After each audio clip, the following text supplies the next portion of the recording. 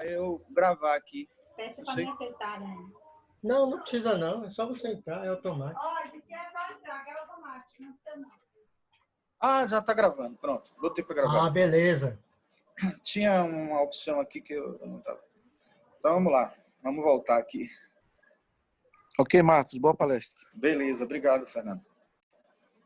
Então, gente, como eu ia dizendo, essa definição de, né, esse conceito, né, de geometria sagrada, para mim é bem interessante, e alguns outros que eu coloco em seguida, que é a expressão do mundo divino manifestada no mundo físico, decifrando a linguagem comum utilizada tanto pelo macrocosmo quanto pelo microcosmo para se expressar.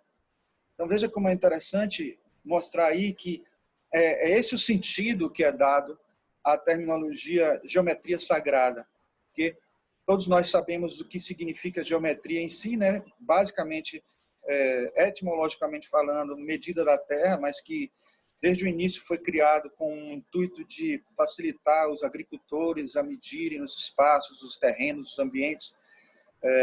O termo nasceu até no Egito, né? Por conta dessa ideia de dividir as terras próximas ao rio Nilo, mas o intuito de entender a sacralidade da geometria está nessa ideia, nesse entendimento de que tudo que acontece na criação é uma manifestação da obra do Criador e sempre qualquer pintor que faz uma obra, que executa uma pintura, uma obra de arquitetura, de qualquer espécie, escultura, ele tem o seu toque ali, né? Ele tem a sua característica, e essa característica na obra da criação, do universo, né? Ou dos universos, se assim preferirmos, é exatamente a característica divina presente.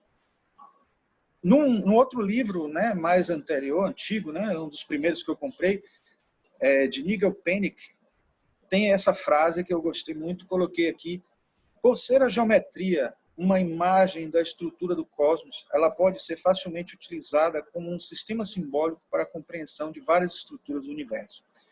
Então, o que é básico entender é que, se a gente entende a geometria como aquilo que nós vemos, até mesmo qualquer pessoa que trabalhe com geometria profissionalmente ou artisticamente sabe que existe uma parte do traçado geométrico que não interessa ao objetivo final, mas interessa a execução, a construção. São aquelas chamadas linhas de construção da geometria, que a gente, na época da arquitetura, quando a gente trabalhava com desenho a nanquim, a gente chamava de marcação. Mas claro que na época a marcação a gente cobria por cima, mas mais do que marcação, essa geometria oculta, essa geometria que faz construir as formas e faz estabelecer proporções, posições e traçados, né? Ela determina uma sinergia, determina um padrão, e esses padrões podem ser encontrados na natureza.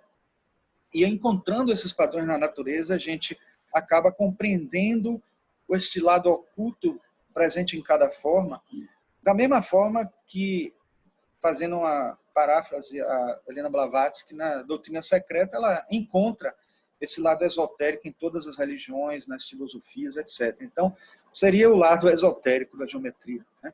Presente em cada traçado.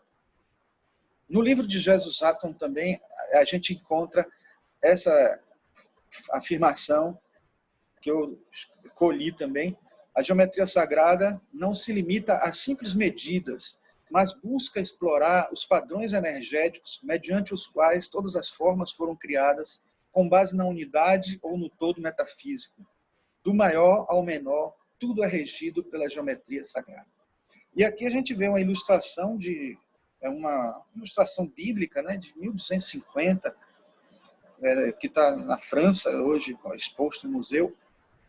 Ela mostra uma expressão de Deus criando o universo, ou vamos dizer assim, Jesus, né, que na representação cristã muitas vezes é confundido com o próprio Deus. E aí o compasso na mão, compasso que é muito utilizado na simbologia maçônica, né, porque justamente a base da maçonaria é essa questão da construção, né? O maçom nada mais é do que considerado como um pedreiro do universo diante de um Deus que é o arquiteto desse universo. Então essa é uma representação dando uma ideia de que ele traça as formas existentes, as criações, né? Todas as elaborações do universo são traçadas e o compasso é uma representação dessa inteligência maior dentro desse processo criativo. Eu poderia ter começado até com uma explicação de vários tipos de geometria que existem, mas eu evitei por conta do tempo. Mas eu queria começar por Pitágoras, por ele ser talvez um dos grandes, digamos assim, um dos grandes filósofos da geometria, vamos dizer assim. Ele traduziu em um teorema uma filosofia profunda que muita gente só considera a parte matemática e geométrica dessa informação que ele traz, mas ele que tem como filosofia essa ideia de que tudo é número, né? Está tudo nos números. De certa forma, antes dos números está a própria geometria, mas ele leva isso em consideração. E ele diz que a evolução é a lei da vida, o número é a lei do universo, a unidade é a lei de Deus. Pitágoras tem curiosidades impressionantes na história dele, porque ele, segundo a teosofia, ele foi uma das encarnações do nosso mestre Kuthumi, né? Que dá nome à loja que está proporcionando essa palestra hoje. E ele, curiosamente, tem vários fatos da vida dele que tem até a ver com geometria, por isso que eu vou comentar, que ele fazia aulas para alguns estudantes em uma determinada cidade e poucos minutos depois ele aparecia em uma cidade a quilômetros de distância para dar aula a outros alunos, aula de geometria, aula de outras coisas. E ele, naquele tempo, não tinha um transporte que permitia um deslocamento tão rápido. Tudo indica que ele já estava em desenvolvimento com os poderes latentes, que essa condição de mestre que ele adquiriu depois em outras encarnações, já estava se desenvolvendo e, com certeza, ele usou conhecimentos de uma geometria que é desconhecida por nós. Geometria essa que já hoje tem sido investigada bastante pela física, pelas ciências de modo geral. Quem ouve falar do Teorema de Pitágoras e tenta lembrar da escola, né, vai lembrar somente dessas relações e dessa frase célebre que ninguém esquece, né? O quadrado da hipotenusa é igual à soma do quadrado dos catetos, mas muitas vezes não sabe, só através de livros como esse, né, que a gente fez umas adaptações envolvendo a filosofia platônica e a filosofia pitagórica, nesse resumo aí do que seria um triângulo retângulo dentro de uma perspectiva do Teorema de Pitágoras, né? O cateto menor, o cateto maior e a hipotenusa, e considerando que existe toda uma filosofia por trás que é esquecida. Na verdade, assim como na alquimia deixou-se de lado toda a parte filosófica da química e esotérica da química, na matemática se deixou de lado toda a parte esotérica da numerologia. E aqui a gente percebe que se dividir cada lado como em 7 anos, é como se aqui representasse o período de desenvolvimento da terceira emanação do Logos dentro da teosofia, que é a inteligência ativa. E é o momento de construir, né? A inteligência ativa que vem primeiro, porque ela que constrói o universo e constrói o corpo, faz a gente entender melhor como é que funcionamos dentro do nosso corpo, né? Dentro da inteligência física, né? Vamos dizer assim, usando o cérebro tridimensional. Depois a gente tem um percurso aqui de desenvolvimento da sabedoria, do amor-sabedoria, né? A segunda emanação, e aqui a primeira emanação em momentos de mais, vamos dizer assim, maturidade, desenvolvendo a vontade e o poder. Então, tem toda uma filosofia associada ao triângulo chamado, nesse livro aqui, de triângulo divino, né? E que fica esquecida, e toda vez quando a gente fala que o quadrado da hipotenusa é igual à soma dos quadrados dos catetos, a gente não percebe o quanto tem por trás disso de filosofia.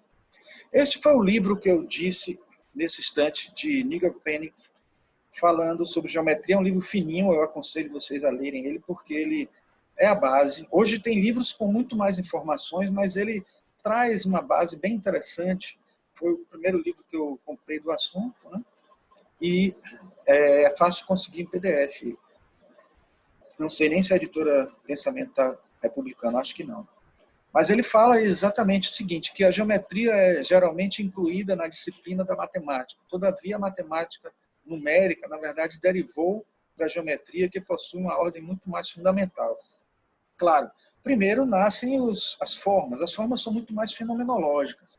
A gente até pode dizer que os números são convenções, porque nós atribuímos símbolos a esses números, mas eles não são simples convenções, porque eles também têm toda uma filosofia por trás e que a gente praticamente descobre a matemática, a gente não cria nada na matemática.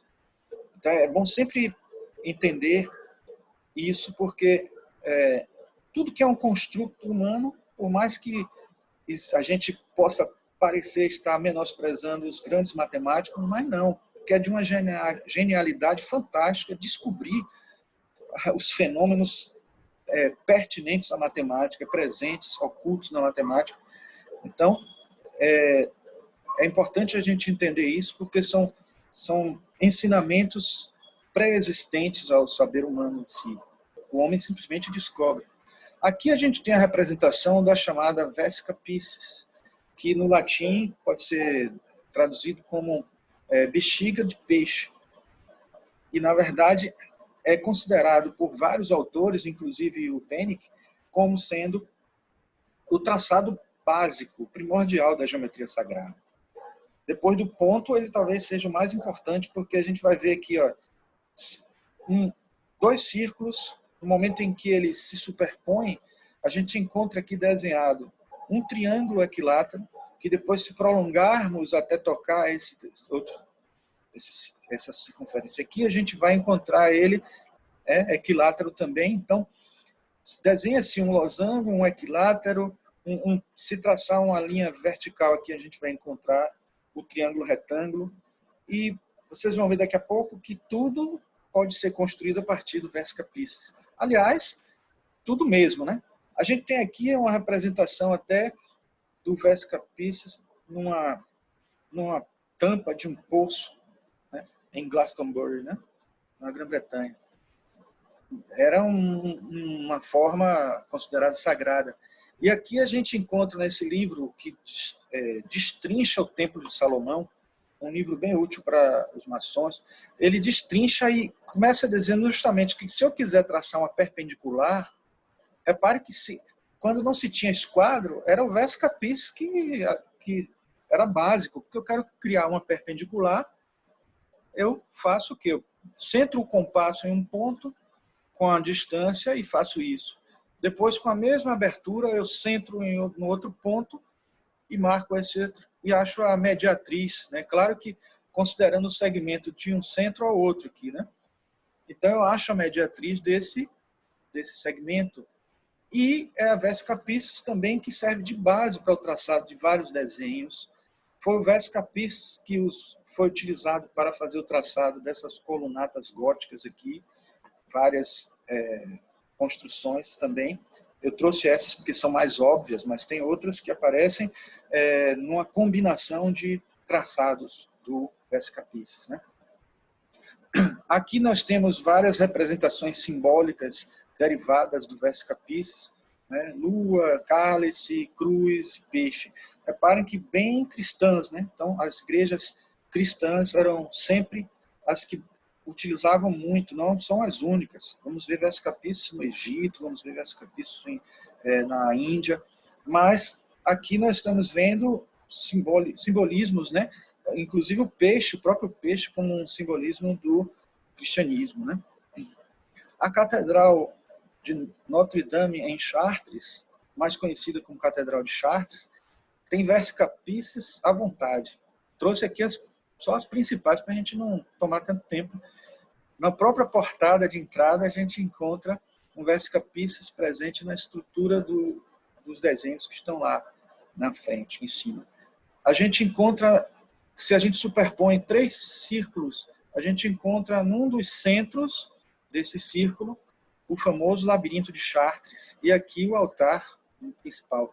E aí a gente percebe a importância desses simbolismos. O próprio labirinto tem um simbolismo muito forte, muito importante na geometria sagrada, porque ele reproduz, de certa forma, aqui, né, o vai e vem, né, dos intestinos. É como se tivesse inspirado nos intestinos, que tem uma função purificadora e de eliminação de algo que já não nos serve mais. E, de certa forma, é o que acontece quando se tenta fazer um percurso como esse. E repare que toda vez que tem um vai e vem, deixa-se uma marca de uma cruz, né? E no centro a gente tem uma rosácea de 6 pétalas, com uma insinuada aqui no meio, uma 7ª. Então, como se fosse mostrando esse final aí com o simbolismo do 7. Aqui dá para ver até melhor o círculo. Mas, assim, isso aqui, na literatura teosófica, a gente vai encontrar, por exemplo, o Leadbeater falando no livro sobre os chakras, sobre os glóbulos de vitalidade, que seria o que nós chamamos de prana, um dos tipos de prana, vamos dizer assim, aquele que é absorvido pelo chakra esplênico. E o chakra esplênico tem 6 pétalas, na verdade, porque tem um centro, né, que é Rosel, e que absorve essas energias e transmite essas energias pulsando. Então, de certa forma, aqui tem toda uma representação simbólica fantástica, né, do percurso, da trajetória humana e, de certa forma, também, se formos fazer alusão à Kundalini, também esse processo de aprendizado para o autoconhecimento, culminando nesse desfecho final aí com uma compreensão maior, é o que está presente nessa simples representação de um labirinto. Neste livro, que é o que eu tenho falado agora direto para vocês, de Jesus Ardon, esse livro foi publicado há pouco tempo e ele tem uma representação até do átomo primordial da literatura teosófica, mostrando como o Vesica Piscis aparece também aqui, de uma certa forma, e mostrando que todo o universo segue essa questão do Vesica Piscis. Se a gente parar para entender que o universo como se fosse um grande tóron, a grande explosão numa extremidade, o Big Bang de uma extremidade, o Big Crunch no outro, assim, no momento onde você compacta tudo e fecha, então forma um ciclo de nascimento e morte do universo. E que isso está presente no desenho, nas formas eletromagnéticas do corpo, nas energias que fluem sobre o corpo, em todos os pontos. Então a gente vai ver que não é apenas uma representação que ajuda a gente a construir figuras, mas é uma representação básica, né, estruturante do universo, estruturante das energias no universo. Aqui, de novo, o compasso, e aqui até uma representação do símbolo maior da maçonaria, né, que tem um G no meio. Isso eu encontrei vários autores falando que na obra maçônica muitos consideram que esse G é de God, né, de Deus, mas a gente encontrou também autores que dizem que não é bem Deus aí não, esse G aí é de geometria, mas no fundo, quando se sabe que existe uma geometria sagrada, a presença de Deus continua existindo, né? Mas a gente percebe como está aqui ajudando, como o Vesica Piscis ajuda nos traçados, e do Vesica Piscis a gente consegue derivar, como vocês viram nessa ilustração agora que eu mostrei, né, a presença do triângulo equilátero e também o chamado tetráctis, que também é algo que deve ser creditado a Pitágoras. Pitágoras foi também o que trouxe essa informação do tetráctis. Aliás, eu vou voltar aqui um pouquinho para mostrar a vocês que naquela ilustração que eu mostrei antes de Pitágoras, aparece o tetráctis aqui em cima, né? Ele é o que trouxe essa filosofia que vocês vão ver daqui a pouco, que tem muito a ver com a teosofia. Na verdade, o tetráctis representa essas 4 estruturas aqui, né? O ponto, a linha, um triângulo e um tetraedro. Então, a gente encontra no ponto aqui, né, o elemento do, digamos assim, a primeira emanação do Logos, vamos dizer assim, a segunda e a terceira estão presentes nesses três aqui. Todas as divindades que a gente vai encontrar trinas estão aqui representadas de alguma forma, né? A primeira manifestação andrógena, mas depois a gente tem uma representação já mais aparecendo a polaridade aqui. Depois a gente já tem a tríade da alma, né? Que é, antes de mais nada, o que permeia tudo. Tudo existe, todos os seres existem porque possuem uma alma antes. O universo é manifestação de tudo isso. Então, a gente vai encontrar aqui o 4 como o universo físico, né? Aqui na representação com íconezinhos, a gente encontra os ícones que representam terra, fogo, água e ar. Aqui na alquimia, a gente encontra o mercúrio, sal e o mercúrio, esqueci agora, o enxofre e o sal. E aí a gente tem aqui sol e lua e o tetráctis aqui aparecendo. Aqui nós temos uma representação em cima de um portal da Catedral de Clonfert, né, na Irlanda, mostrando as cabeças que cada uma corresponde a um desses pontos, né? Então, de certa forma, a gente está vendo a filosofia toda presente aqui. Aqui um tetráctis com os símbolos, né, do alfabeto hebraico, né, mostrando como as culturas todas assimilavam essas informações. Então, a gente vê aqui várias outras manifestações mostrando, né, desse livro, são ilustrações desse mesmo livro, mostrando como o tetráctis era algo importante. Não podemos deixar de falar, obviamente, na proporção áurea. A proporção áurea, vocês vão ver que é algo... Na verdade, a proporção áurea é algo que está presente em todas as obras de arquiteturas clássicas. E, por incrível que pareça, aqueles que pensam que seguir uma proporção áurea em alguma obra de arte faz ela limitar a criação, a criatividade, vocês vão ver que muitas obras contemporâneas utilizaram e algumas utilizam, mesmo sem precisar se prender a algumas regras muito rígidas da arquitetura clássica ou da arte clássica. A base filosófica da proporção áurea, fora essa fala aqui que já é de Johannes Kepler, porque vários autores foram entusiastas da proporção áurea, inclusive Johannes Kepler. Então a gente tem essa fala dele aqui, que é: a geometria tem dois grandes tesouros, um é o teorema de Pitágoras, que a gente já viu, né? E o outro a divisão de um segmento em média e extrema razão, que é a seção áurea, né? O primeiro pode ser comparado a uma medida de ouro, e o segundo podemos chamar de joia preciosa. A base do ensinamento presente na proporção áurea é a ideia de que, por essa fração aqui, a gente vai entender. Esse A é a parte maior da divisão, proporção, né? O B, a parte menor. Então, a parte maior está para a parte menor, assim como a parte maior, o todo está para a parte maior. Então, a parte se relaciona com o todo. Então, é a base filosófica, né? É a base que deu origem, inclusive, ao holismo. Quando a gente diz que a parte se relaciona com o todo e o todo com as partes, a gente está colocando em enunciado uma coisa que está presente na proporção áurea. O número a letra grega que representa a proporção áurea é o Φ, inspirado no escultor Fídias, né? A palavra Φ, né? A letra Φ, inspirada em Fídias, e por isso foi escolhido esse. A gente vai ver que esse Φ, até a própria letra escolhida tem todo a ver com a proporção áurea, porque já fizeram até experimentos mostrando que ela irradia uma energia muito positiva. Foi feita experiências com cachorros, né? Colocaram Φ, esse símbolo, dentro de casinhas de cachorro, e os cachorros ficavam tranquilos, dormiam tranquilamente, etc. E quando botavam o anti-Φ, que é esse aqui, que os radiestesistas descobriram que não emite uma energia muito agradável, os cachorros ficavam latindo a noite inteira. Então é interessante perceber que as escolhas até de simbolismos não eram à toa. Esses grandes filósofos, eles eram inspiradíssimos, eles eram totalmente vinculados a um nível maior. Aliás, iam à Índia o tempo inteiro e eles tinham uma conexão, né, muito grande, ao Egito também.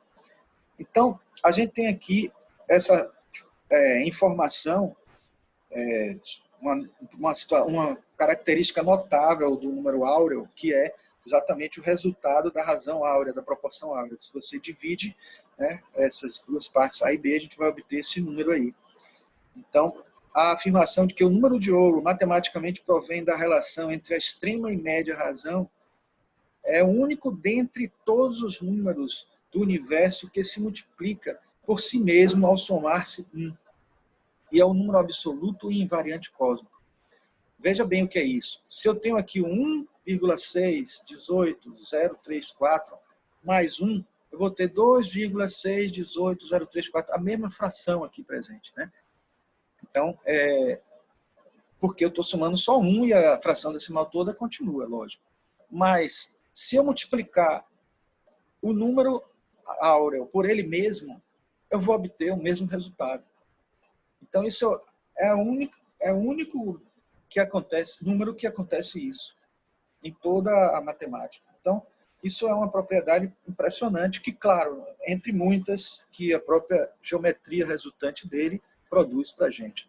Aqui eu trouxe para vocês, né, uma demonstração de como várias construções antigas e não tão antigas, elas utilizaram essas proporções.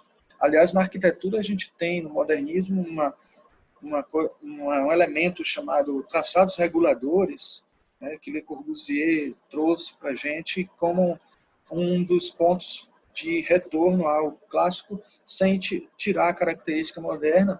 Então, assim, você não precisa manter todas aquelas características de adornos, né, mas é possível você utilizar, claro que é possível desde que se queira, né, porque o arquiteto tem toda a liberdade de seguir isso ou não, ou ter mais esse trabalho ou não.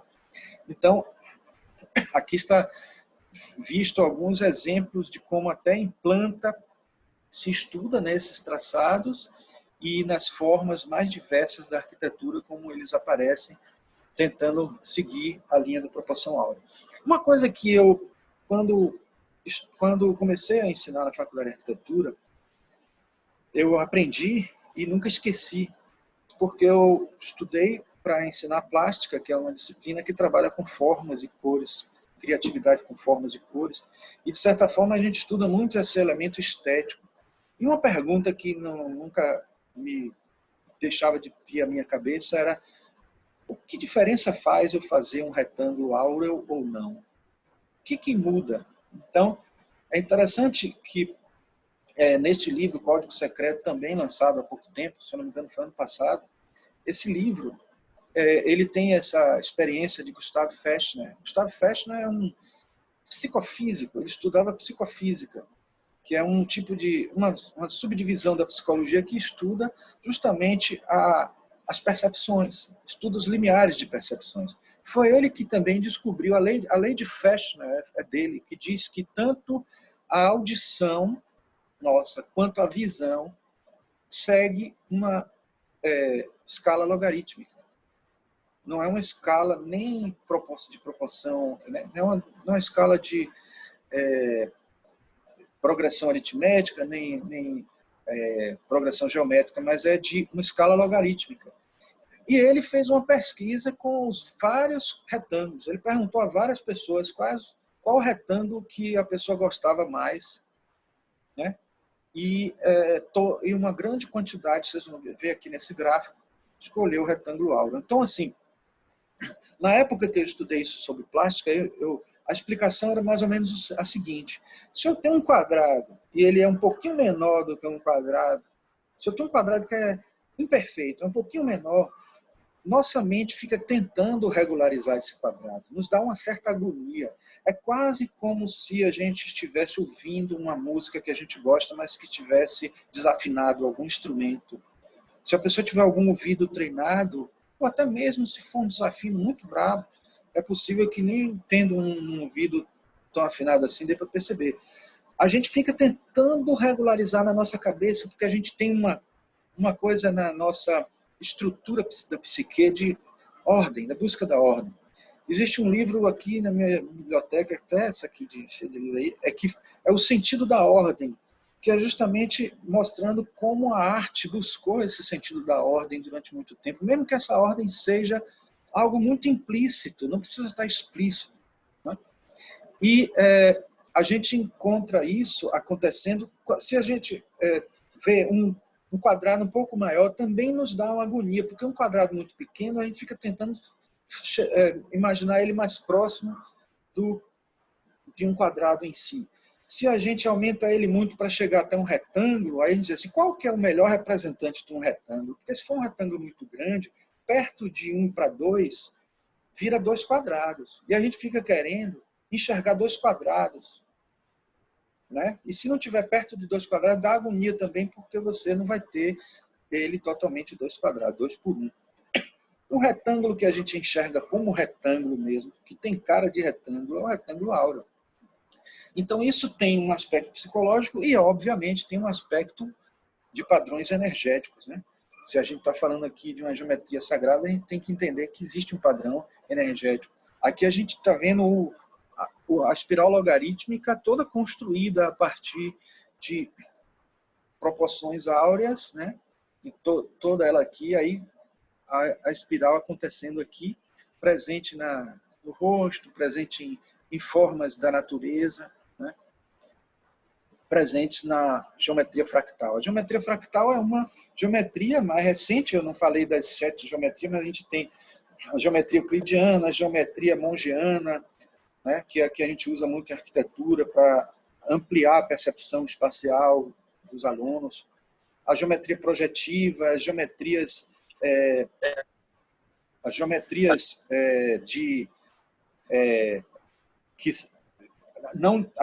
não euclidianas. A geometria fractal é uma delas que ajuda muito a gente chegar bem perto de como a natureza funciona, porque ela tem alguns padrões caóticos que aparentam o caos, mas não é o caos propriamente, porque existe uma ordem implícita. Então, existe todo um princípio construtivo, né? E a geometria fractal nos traz isso. Eu perdi o contato visual com vocês. Alguém está querendo falar alguma coisa, não? Todos os microfones estão desligados, Marcos? Tente aí desligar. É porque quando eu compartilho, eu perco essa função, essa possibilidade. Eu pediria que vocês desligassem, né? Já que muita gente está com fone no ouvido, né? Oi, Portela. Olha aí o microfone. Como? Alguém está... Não filmou, Portela? A Portela desliga. Sim, desliga o seu, Portela. O que aqui? Fica aí no microfone. O meu microfone? Sim, está aberto. Rapaz, aqui eu só abri o volume. Vídeo e microfone abertos, Portela.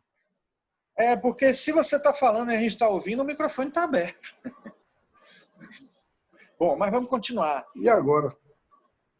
Tudo bem, vamos continuar. Mas você, como anfitrião, Marcos, você pode...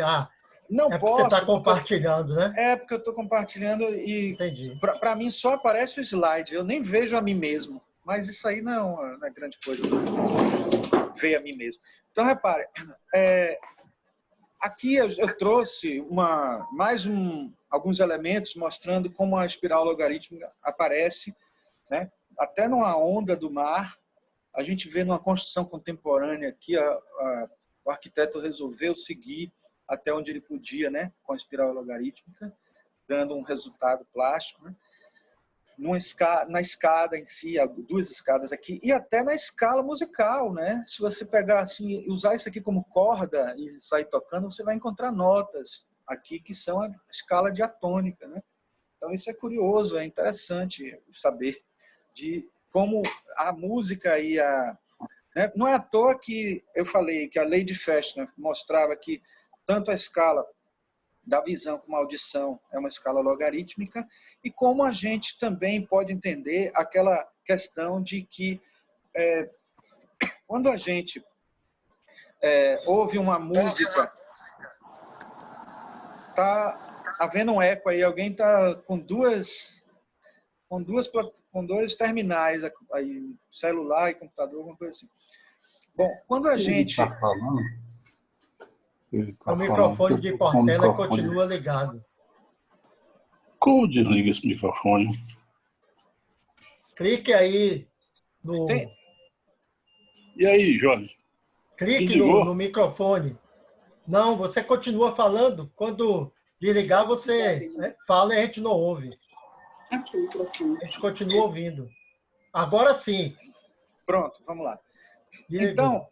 Então, gente, é importante que a gente compreenda que quando a gente faz uma obra, né, de arte qualquer, usando a geometria sagrada, a gente não tem garantia de que todo mundo vai gostar ou que vai ser perfeito. Não existe isso. Isso aí era uma visão estética do passado, né, clássica, né? Da mesma forma que a gente sabe que se uma música for executada com toda a afinação, com toda a perfeição, os músicos fantásticos da orquestra ou de um grupo de musical, a pessoa pode não gostar da música. Existe ainda a subjetividade que vai fazer a pessoa gostar ou não gostar. Agora, quando a música que a gente gosta é tocada com um desafino ou com execuções não muito boas, acaba que a gente não vai gostar muito. Mesmo que a gente aprecie a música, a gente vai achar que o resultado não foi muito bom. Então, eu entendo desse jeito a questão de que a gente pode buscar essas harmonias e, assim, pode ser que as pessoas queiram expressar na sua própria obra desarmonias, e isso fazer parte do seu experimento artístico, né? Bom, aqui a gente tem o Nautilus, né, a concha Nautilus, e o núcleo, né, o centro de uma flor, os desenhos todos mostrando, né, como que estão presentes, né, a geometria. E para quem pensa que isso foi abandonado e deixado de lado como regras clássicas, vários web designers, vários desenhistas, designers de celulares, designers de vários produtos industriais, eles seguem também esse pensamento, considerando que existe uma escolha de harmonia presente aí, né? Uma certa... como não se pode atender a todos os gostos, busca-se uma média e, de certa forma, estes traçados geométricos com base na proporção áurea, né, também são traçados que seguem uma linha. Aqui até o Sonic mostrando que ele foi feito com base na espiral logarítmica, né? Aliás, meu filho disse, você vai botar o Sonic e não sabe nada de Sonic. Paciência, né? É uma coisa que eu não entendo muito de games. Aqui eu trouxe, é importante para vocês saberem da existência desse livro, O Poder dos Limites, talvez um dos livros mais importantes dentro dessa área, porque ele é um livro de exploração de formas e ele esmiuça, né, as formas clássicas, antigas, as formas da natureza, as formas mais novas, né? E ele utiliza esses símbolos, né, né, inflexão, para mostrar que, de um lado, a gente tem um segmento da proporção e no outro segmento. E isso ele usa para várias ilustrações. E é interessante que ele traz para a gente uma novidade que, assim, os harmônicos das músicas, né, eles se reproduzem também nas formas como harmonias visuais também. Então ele fala de 3 proporções diferentes, que é a diatessaron, diapente e diapason. E ele experimenta essas 3 formas, essas 3 proporções em várias formas, tanto naturais quanto criadas pelo homem. Aqui eu trouxe até para mostrar que essa sinuosidade que já era usada por muito tempo, não era à toa que ela tinha alguma origem lá na Índia, e a gente vai ver aqui, né, no Egito, na Índia, porque Hermes Trismegistus, que é considerado o pai da medicina, tem o caduceu, né, e tudo mais. Aqui para mostrar até os próprios labirintos, né, do vidro, tal, com formas também com desenhos que trazem a gente uma relação à espiral logarítmica, né? Este é um outro livro também de muita importância, fácil de conseguir também em PDF. Ele aqui está mostrando a precisão dos sólidos platônicos, né? Mostrando, inclusive, que são construídos com base, né, também nas proporções áureas que estão em páginas anteriores, mas aqui já tem um resumo mostrando que são os únicos, esses 5 sólidos são os sólidos que possuem faces iguais, né? Todas iguais, regulares, são os únicos que conseguem ter faces todas iguais e representam por isso também os 4 elementos da natureza e mais o Akasha. Vocês vejam como isso tem tudo a ver com a Índia, porque a Índia é que trabalhava com esses 5 elementos, esses 5 pranas, né?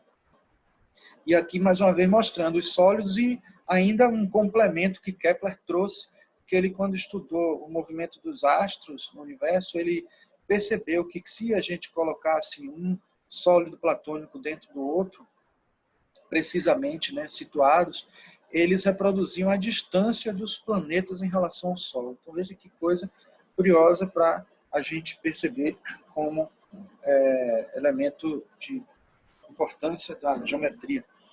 Eu trouxe aqui essas 2 ilustrações deste livro, Quadrivium.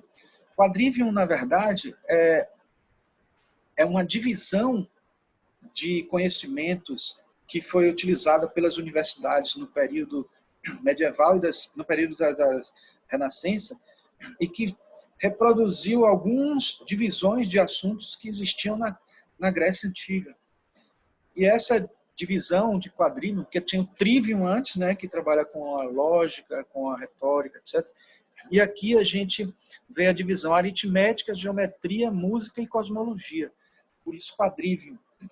Mas, na verdade, para esse assunto da gente, todos os 4 servem, porque, reparem, a aritmética tem a ver com os números associados à geometria, a própria geometria, a música, que a gente tem falado aqui, como tem relação com isso, e a cosmologia, que também tem todo um vínculo com a criação do universo, etc. Então, a gente tem aqui mostrando o modo de traçar, por exemplo, um pentágono, colocando as etapas, centrando o compasso, fazendo um ciclo, etc, etc. E pegando a partir do centro e mostrando como é que se obtém a partir apenas de compasso e régua.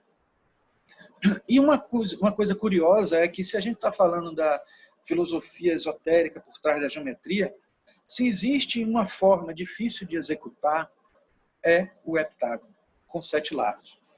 Então é difícil de traçar e, curiosamente, aqueles que sabiam como desenhar um heptágono na Grécia Antiga tinham um segredo nas mãos. Era como se fosse sei lá, um tesouro, né?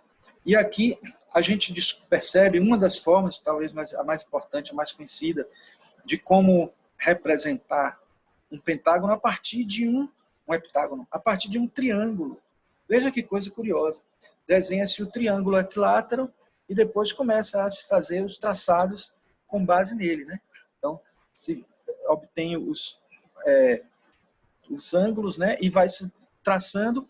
Agora, o curioso é que, veja como a filosofia está presente aí por trás, porque a gente tem o triângulo como a representação das 3 emanações do Logos, né? A tríade divina, né? Presente em quase todas as religiões, Brahma, Vishnu, Shiva, Satya, Ananda, Shit, né? E o Pai, o Filho e o Espírito Santo no cristianismo. E a gente, depois, os 7. Repare que uma delas, que é essa aqui de cima, coincide com os 7. Né? É no mesmo espaço da construção do heptágono. Então, do 3, a gente constrói o 7, que é esse processo de criação, né, do universo também septenário, que a gente ouve sempre ser dito na teosofia. Não era para nós coerente se nós não colocássemos esses experimentos de Schlanding. Esses experimentos de Schlanding aparecem em várias obras até teosóficas, especialmente quando fala de formas-pensamento, porque a gente não pode esquecer que pensamentos também possuem forma, dentro da nossa perspectiva, né, teosófica. Quando a gente pensa, essas formas vão surgindo e vão diferenciadamente de pessoas para pessoa, mas com algumas similaridades, porque seguem certas leis, né? E aqui é um experimento feito com chapas metálicas, o arco de um violino e areia, ou outros agregados qualquer que possam ser colocados secos, né, para que não prendam na superfície. Então, quando o arco digamos assim, quando ele é tocado, vamos dizer assim, quando é arranhado assim na chapa, formam essas figuras todas aqui que vocês estão vendo. Veja como a gente poderia pensar, mas deveria formar uma forma totalmente caótica, mas existem campos, né? Existem leis, existem normas que a própria vibração sonora e da nota musical que esteja sendo tocada vai fazendo essas formas variarem, dependendo da espessura do grão, dependendo da nota que se toque, o ponto onde se coloque, até colocando ou não o dedo em alguns pontos da chapa, vão ter desenhos os mais diversos. Isso é interessante para a gente entender que existe todo um campo, né? Se a gente parar para pensar fisicamente, a gente está conectado com uma estrela a anos-luz de distância da gente, porque a gente tem partículas que interagem gravitacionalmente, né? Dá para a gente até uma estrela a uma distância enorme. E imagine os fios criados por essas partículas, como se fosse uma geometria altamente complexa, né? A nossa que a gente consegue enxergar aqui um pouco da geometria sagrada já é complexa. Imagine se a gente fosse atrás de uma tão profunda a ponto de entender esses trâmites, esses engendramentos a um nível até quântico que interliga todo o universo, né? Esses dois livros, lançados posteriormente, né, um depois do outro, em 1994, outro em 95, se eu não me engano, ou 95, 96, não lembro bem, no Brasil, né, eles falam de uma descoberta do Drunvalo Melquisedeque, que é algo que desenvolve a ideia do Vesica Piscis para mostrar como existe muito mais formas que possam ser abraçadas, que podem ser abraçadas por essas figuras, por esses desenhos, que estão por trás, né, como trama vibracional, como padrão vibracional dessas formas. E aí a gente tem aqui algumas ilustrações que mostram isso, né? E eu daqui a pouco vou mostrar para vocês uma sequência de slides que mostra esse traçado, e se der para a gente, se vocês quiserem, a gente pode botar um vídeo também de 8 minutos que trata dessa questão também. Então aqui são várias construções, né, que delineiam esse processo, né? Aqui circundando, né, pegando um círculo central aqui e circundando com formas circulares em volta, a gente gera uma figura, e aqui a gente vai gerando outra. Aí tem essas figuras todas, né? O fruto da vida, né? A estrela tetaédrica, o cubo, e vocês vão ver como elas todas estão relacionadas com alguns elementos da criação, né? Da nossa criação, do nosso convívio. Então, começando com essa sequência, que é chamada de sequência sólida, porque os círculos não se interpenetram, os círculos apenas se tangenciam. Então, usando uma sequência apenas de tangenciamento dos círculos, nós temos condições, dentro da nossa geometria, de criar 6 círculos em volta de um círculo. Isso a gente viu nesse instante, até no labirinto de Chartres, né? E eu falei para vocês que o nosso chakra esplênico é exatamente isso, 6 pétalas, como uma pétala central. E nós também entendemos que é a síntese, né, como se fosse o universo setenário aí presente. Os glóbulos de vitalidade são 7 átomos ultérrimos dentro de um glóbulo, né, dentro de uma... Né, que é o prana, que de certa forma, na nossa física, ele é entendido como neutrino, entendendo o neutrino como uma família de partículas, e o globo de vitalidade é da família dos neutrinos. E aí a gente tem aqui, colocando esses outros círculos, a gente tem formado o chamado fruto da vida. Por que fruto da vida? Na verdade, ele vai expressar todas as formas dos 5 sólidos de Platão presente aí. Aqui a gente tem primeiro o tetraedro, que corresponde ao fogo, o hexaedro ou cubo, que corresponde à terra. Temos o octaedro, que corresponde ao ar, o icosaedro, que corresponde à água. E vamos ver que, quando estruturarmos também a flor da vida, vamos ter o akasha para formar o quinto. Né? Aqui são os 4 sólidos juntos. Né? Aqui mostrando que, partindo agora para uma outra sequência, não mais a líquida, não mais a sólida, mas a líquida, permitindo que haja uma interpenetração de um ciclo sobre o outro, a gente vai encontrar a sequência líquida acontecendo exatamente isso aqui. Ó.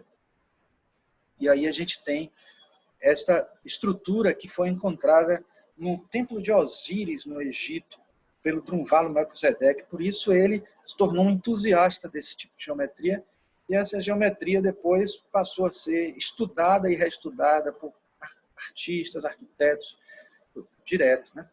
Então a gente vai vendo outro círculo acontecendo, e outro, até que a gente obtenha a chamada flor da vida.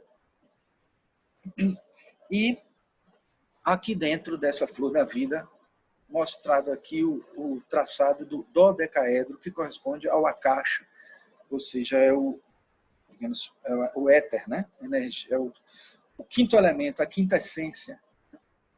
Então, repare que uma representação da quinta essência só poderia ser algo que tivesse um simbolismo muito forte, muito sagrado nas arquiteturas.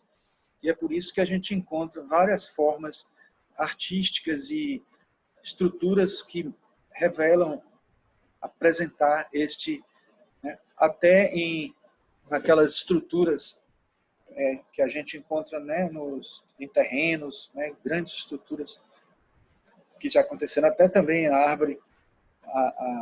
árvore da vida da Cabala dentro dessa estrutura aí, encaixando com perfeição, com precisão aí. Ó.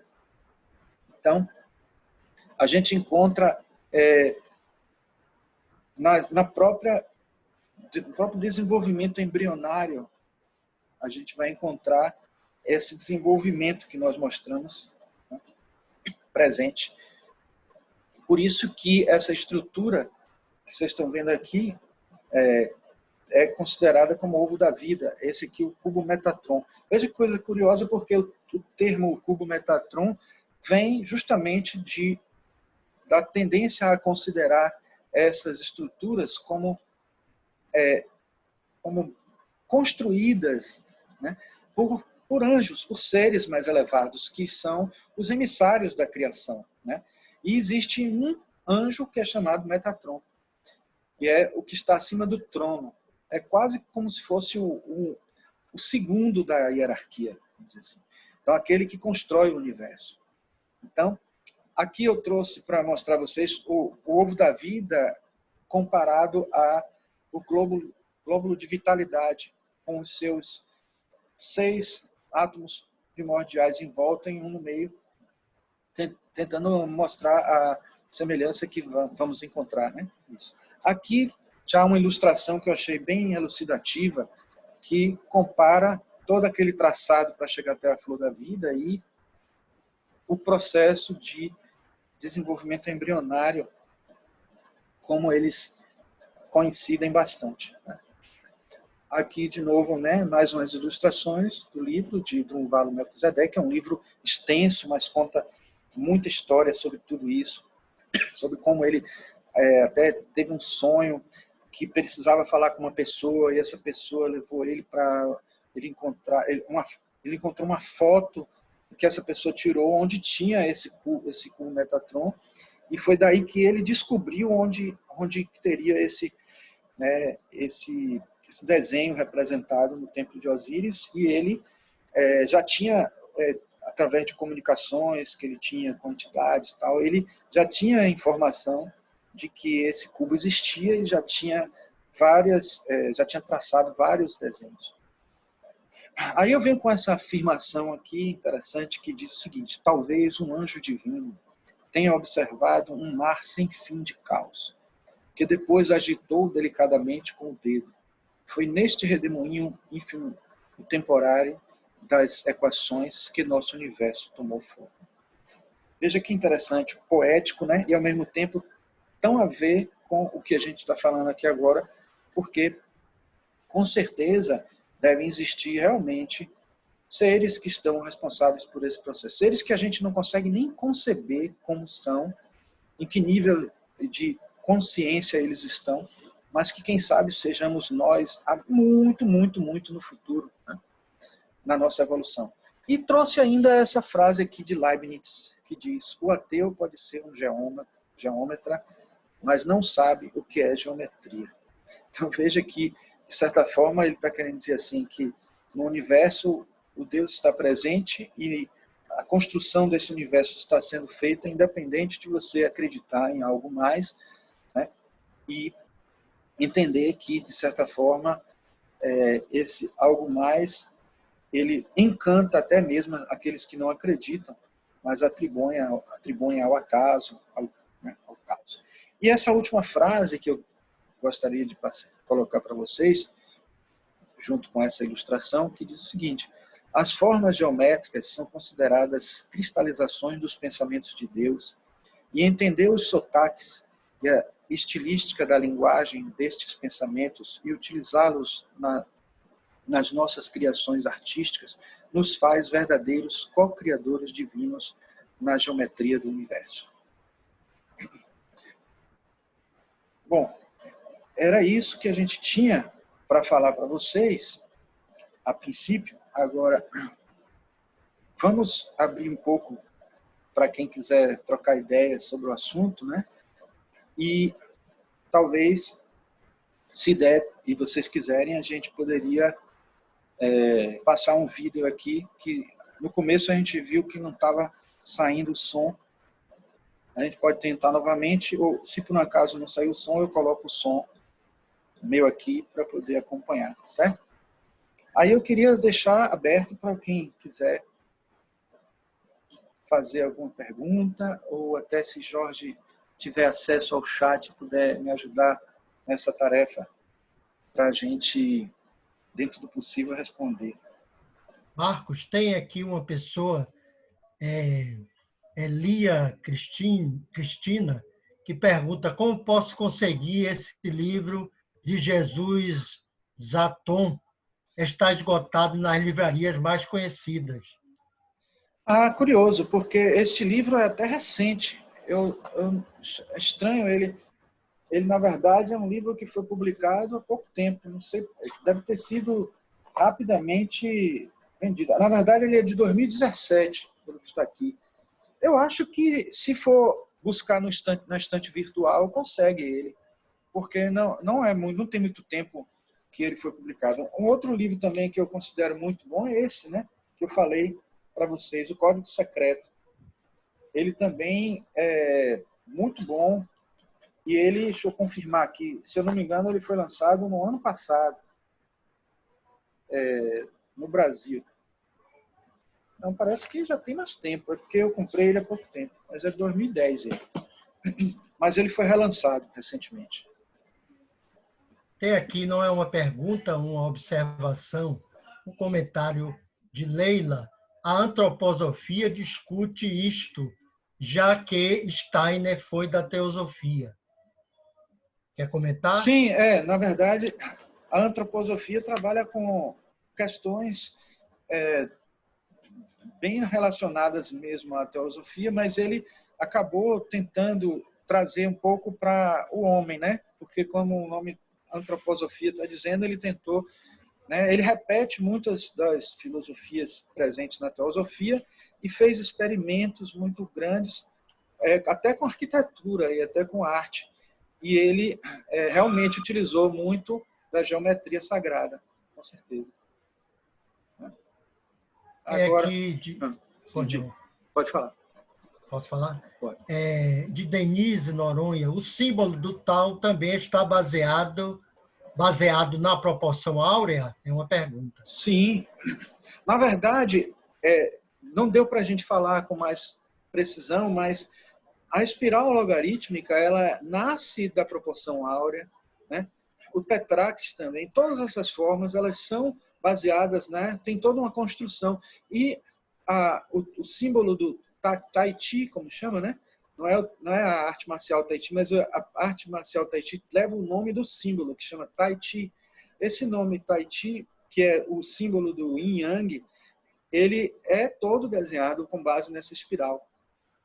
Então, a gente vai encontrar isso presente por isso que eu falei que não é nada do Ocidente apenas, né? É algo que está presente no Oriente, no Ocidente, né? Em várias culturas. Tem aqui o Oscar Barreto, que pergunta, podia falar algo sobre Merkaba? O Merkaba, sim. O Merkaba, na verdade, é uma representação tridimensional daqueles dois triângulos, né, do símbolo da estrela, que a gente tem o triângulo para cima e o triângulo para baixo, um representando a divindade, outra terra, né, o céu e a terra, né, representando a conexão que existe também entre o ser alma, que somos nós, com uma tríade, e o ser personalidade, que também é um quaternário, mas ao mesmo tempo é uma tríade, se a gente considerar o corpo físico, denso e etérico como um só.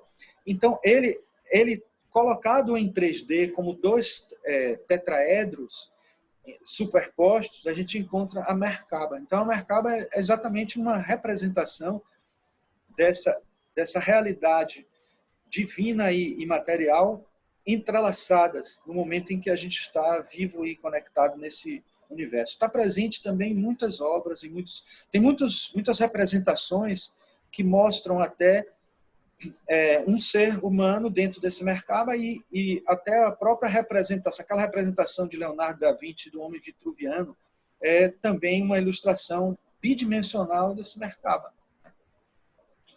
E aí tem toda uma filosofia, o Drunvalo Melquisedeque, ele trabalha muito com assim, extraterrestres e tal, e também com as culturas de civilizações anteriores a conhecidas pela história, né, Atlante e tal. É bem interessante o livro, eu acho que vale a pena ler. São 2 livros que merecem um estudo, né? Na verdade, não é só uma leitura, né? É um estudo mesmo, profundo. A Leila quer fazer uma colocação que considera importante. Pode abrir seu microfone, Leila, e falar. Sim, Leila. Boa tarde, gente. Boa tarde. Quero agradecer essa oportunidade e saudar o Marcos, né, que é uma pessoa que eu conheço desde a juventude espírita. Leila, é você? Sei.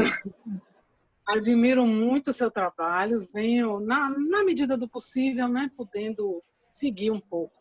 É Leila do Germen, né? É Leila do Germen? Leila do Germen, Leila da Agenda, a Juventude Espírita Manuel Miranda. Sim. Leila Melo. Sim. Então, maravilhosa a sua explanação, assim, a possibilidade de visualizar, né, a profundidade, a vastidão que é esse assunto que você trouxe de uma forma muito bacana. Eu queria acrescentar algumas coisas, porque, assim, existe esse afastamento, né, do Steiner da teosofia, acho que não foi uma coisa muito fácil, mas quando ele cria a antroposofia, ele traz essa questão da geometria sagrada para o cerne da própria antroposofia, inclusive porque eu sou médica, né, de formação e fiz formação em medicina antroposófica. Então, a nossa visão do doente passa por uma visão também da geometria sagrada, a relação que a natureza tem, né? Por exemplo, um medicamento que nós utilizamos para febre está baseado na abelha. A abelha, que é um ser que mantém a temperatura, né? A colmeia mantém essa temperatura, e ela tem uma geometria toda particular, né? Que sustenta isso. Então, esse medicamento que a gente usa para estados febris, mas não só para febre, é um medicamento que equilibra a temperatura do ser humano, porque é como existe um espelhamento, né? É muito bonito isso, né? Porque você traz todo todo esse ensinamento da natureza, né, que você exemplificou e desenvolveu super bem, para uma reflexão sobre a necessidade de que a gente busque outras formas de abordar e de ver o ser humano. Então, a medicina antroposófica, inclusive, todos os medicamentos da medicina antroposófica, eles têm uma geometria, eles têm um desenho, eles têm uma relação com os planetas, né, através dos 7 metais. Então, tem todo um processo.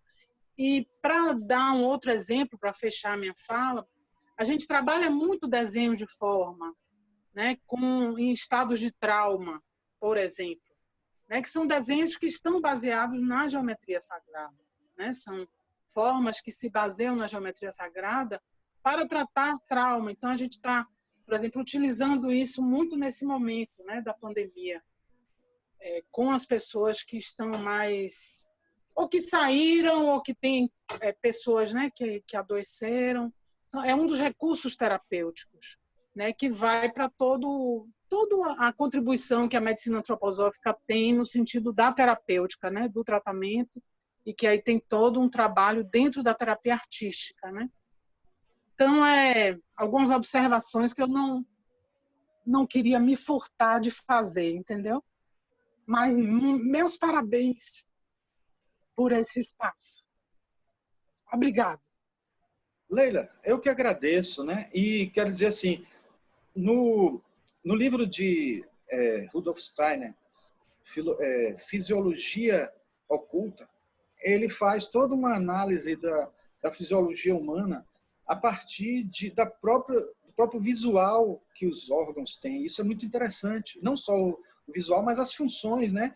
Que às vezes a gente esquece que eles possuem, trabalhando numa visão mais mecanicista, numa medicina alopática, esquece e não percebe. Então tem tudo a ver com essa geometria mesmo. E uma coisa que você me fez lembrar e que realmente, por exemplo, parece um crime a gente falar de geometria sagrada, por exemplo, e não falar de pirâmides, né? E você me fez lembrar porque quando eu estudei sobre a radiestesia associada à forma, eu tive contato com esse livro aqui. Ele não tem nem título aqui porque ele é encadernado, mas é um livro raríssimo, é um livro que fala das pirâmides. Mas ele é um livro que eu achei num sebo, pertenceu a Américo Simas. O livro é em inglês e tem apontamentos feitos a bico de pena pelo próprio Américo Simas, que é arquiteto, né? Também.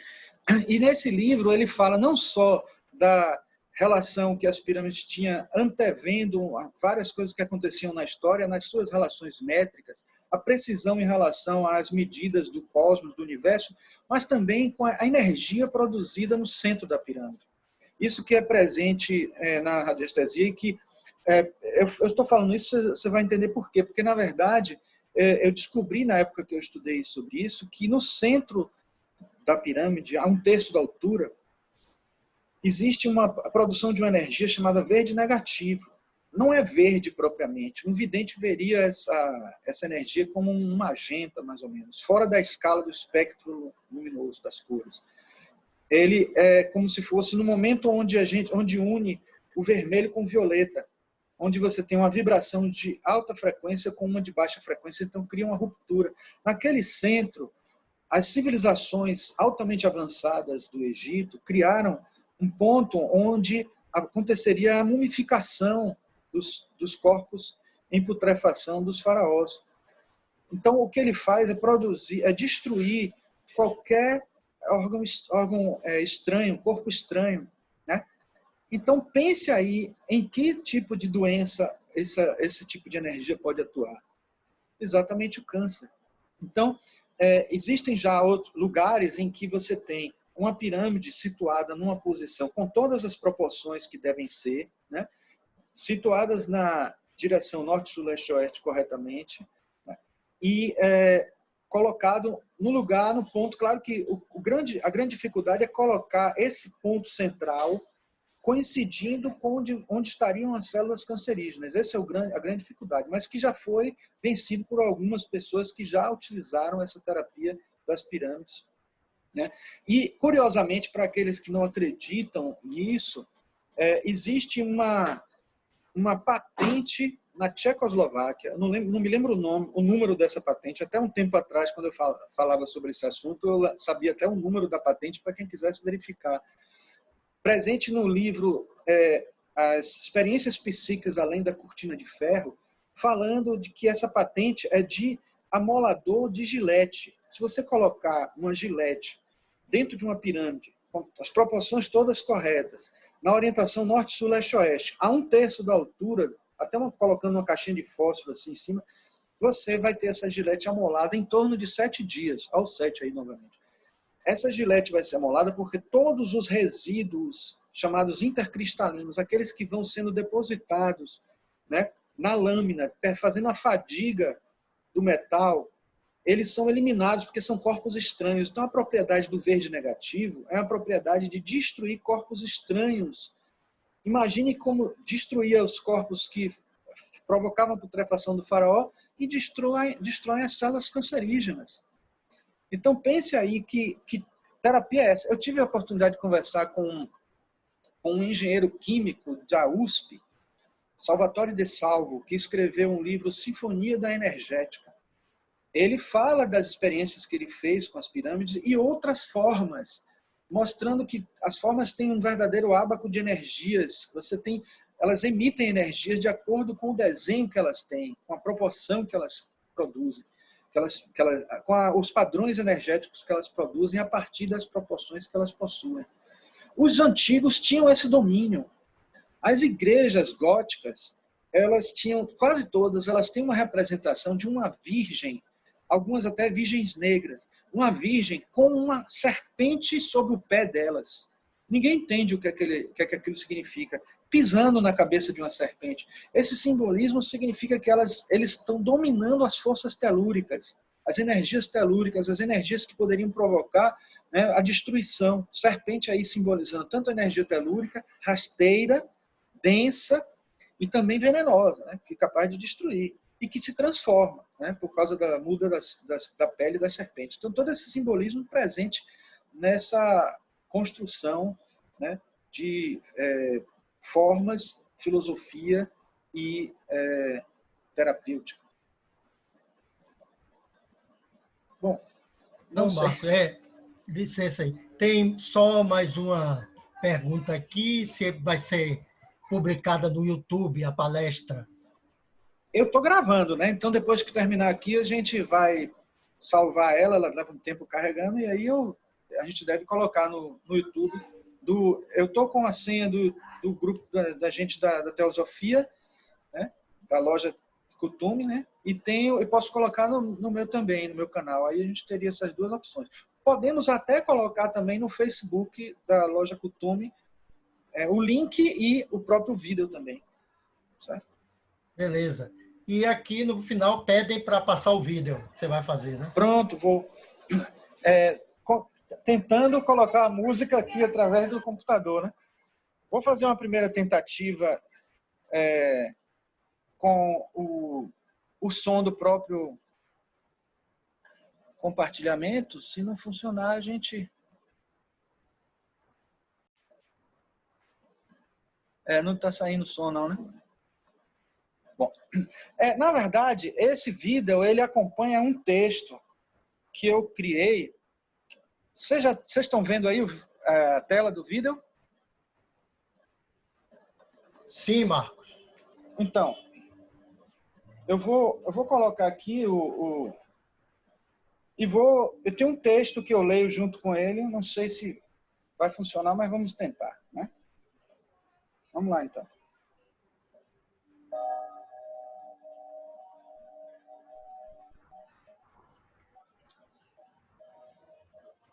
A geometria sagrada é o reconhecimento solene do homem da beleza da criação divina, com seus traçados reguladores e campos mórficos, ora complexos, ora simples, mas sempre expressões de uma sabedoria oculta, nas formas, nos padrões, nas cores, nas vibrações, tal como se fossem músicas visuais. Quando um arquiteto ou um construtor pensa em projetar, em construir um templo, ele projeta também todos os arquétipos de transcendência, de misticismo e de espiritualidade que tem acesso em sua consciência, nos símbolos e nas formas geradas por ele para a sua obra.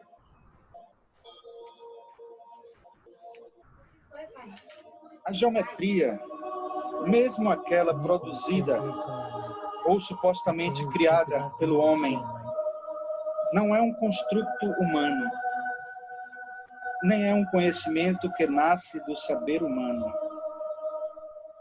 mas é descoberto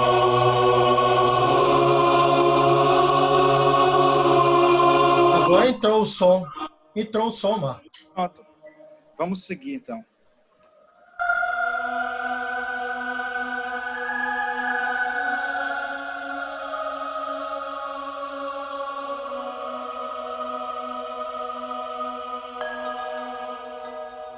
Mas é descoberto pela intuição humana, pois é uma propriedade da criação, um estado de ser harmônico e ainda desconhecido por completo por nós, sobre o modo como se estrutura o cosmos, com toda a sua multidimensionalidade e beleza.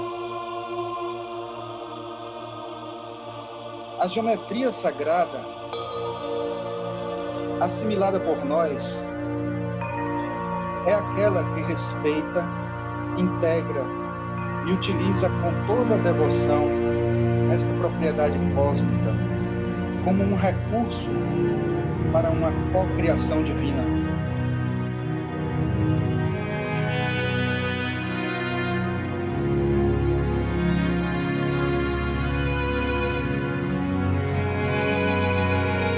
Não entendemos a geometria sagrada quando descobrimos seus traçados ocultos,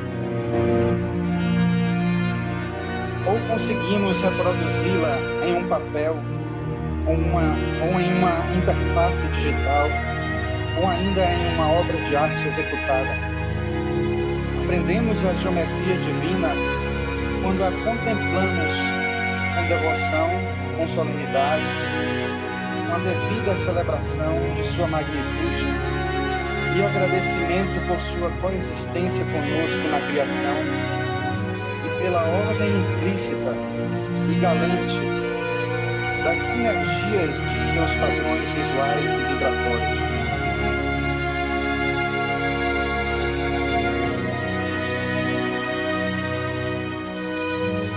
Desde as raízes mais elementares da matéria, as incomensuráveis e incalculáveis órbitas das galáxias, as formas divinas são as geratrizes de uma configuração una chamada universo. Deus não criou estas formas. Elas são partes do próprio corpo divino, manifestadas no mundo físico.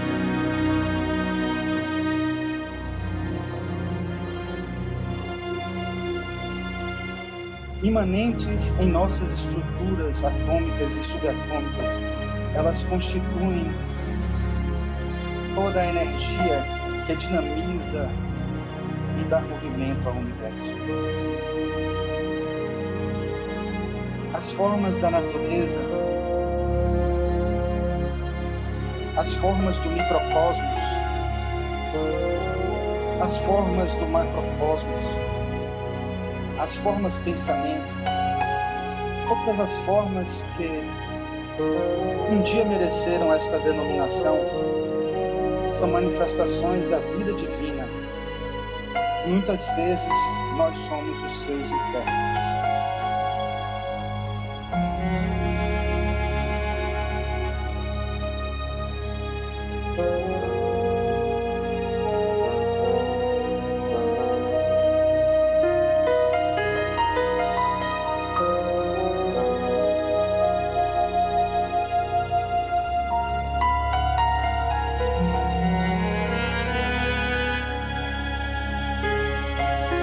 Se temos um mundo de formas para explorarmos, e permitir vislumbrarmos a inteligência suprema de Deus, temos mais ainda com que nos encantar com um mundo incognoscível da sagrada e do sagrado que há em cada forma divina, em que cada forma divina possui em sua essência.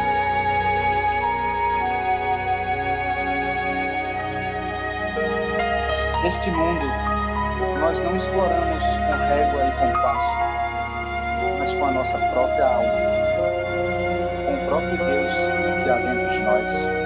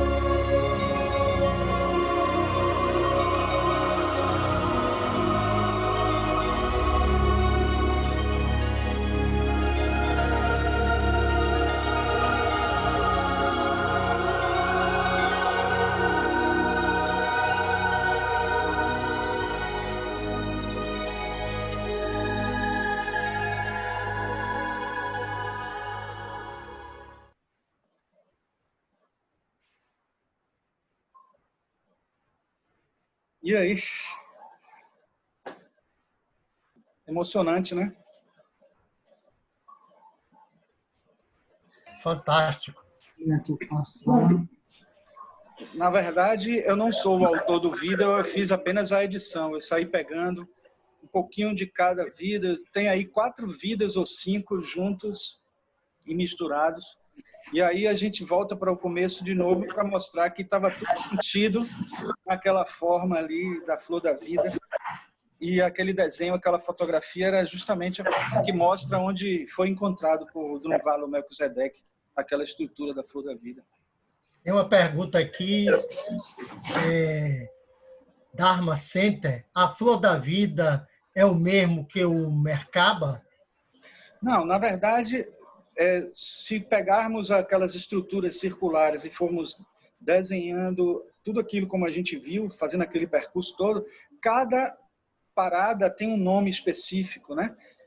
Então, a flor da vida é talvez a última escala. Ela pode ser expandida e você pode colocar mais círculos, e você vai ver a flor da vida se multiplicar e se expandir.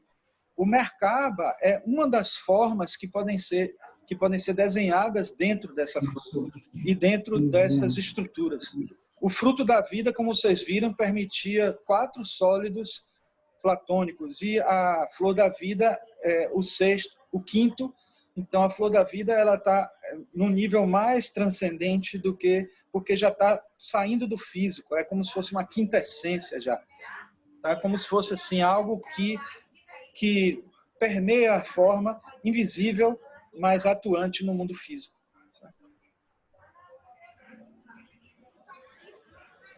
Parece que o horário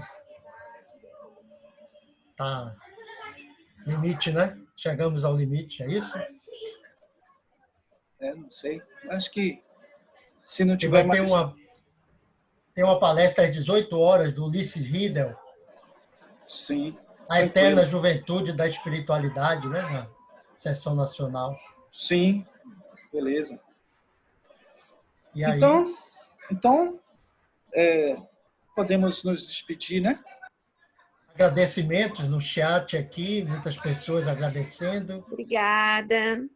Elogios. Valeu, Obrigado a muito você, boa, Zeneida. muito boa palestra. Obrigada mesmo. Obrigado, Zeneida. Tudo de bom Obrigado, para você. Marcos. Você quer encerrar, fazer aquele encerramento? Marcos, Normal? só um minutinho, um pouquinho antes. Marcos, Sim. Denise, tudo bom, querido? Oi, Olha, Denise. vale repetir essa palestra na Unicósmica, por favor. Vou falar com o Raimundo. Sim, maravilhosa. Tranquilo. Vamos marcar. Vamos. Deixa só eu botar Beijo. aqui. Faz aí, Marcos, o encerramento. Tá, vamos lá.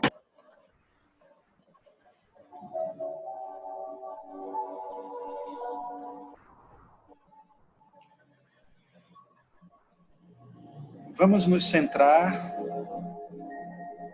naquele ser que somos nós mesmos, no nível mais elevado que pudermos alcançar neste instante, fazendo-nos partícipes da criação do universo, emitindo energias e absorvendo, dando e recebendo fluidos e energias para o universo. Sejamos nesse instante aquele fio condutor que faz as coisas boas acontecerem.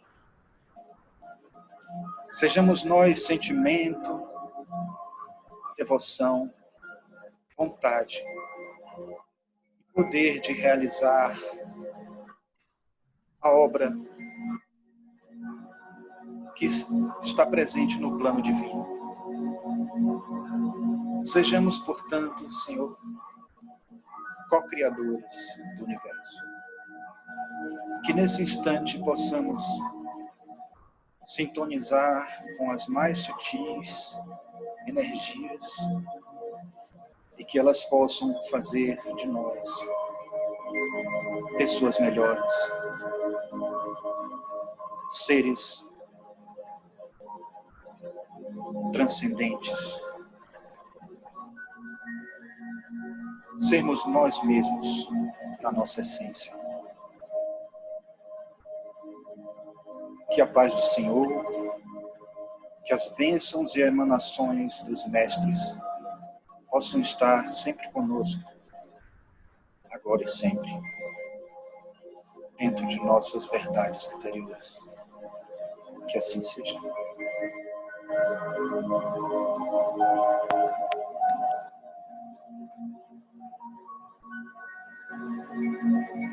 Seja.